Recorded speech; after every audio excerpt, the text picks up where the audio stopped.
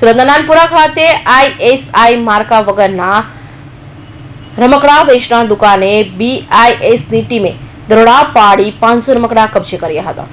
સુરતમાં બાળકોના રમકડા મોટી સંખ્યામાં વેચાઈ રહ્યા છે, જેમાં દેશ વિદેશના રમકડા વેચાતી દુકાનો પણ આવેલી છે, પરંતુ સરકાર દ્વારા રમકડાના વેચાણને લઈને નિયમો હોવા છતાં ઘણા દુકાનદારો તેમાં આંખ આડા કાન કરતા જોવા મળતા હોય છે।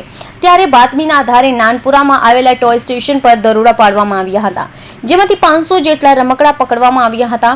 સુરતના નાનપુરા ખાતે આવેલા નાના બાળકોના રમવા માટે રમકડાની દુકાને બ્યુરો ઓફ ઇન્ડિયન સ્ટેન્ડર્ડ એટલે કે BIS દરોડા પાડ્યા હતા। 14 વર્ષથી નાના બાળકોને રમવા માટે બનાવેલી વસ્તુઓ પર ISIS માર્કા ફરજિયાત હોવા જરૂરી છે।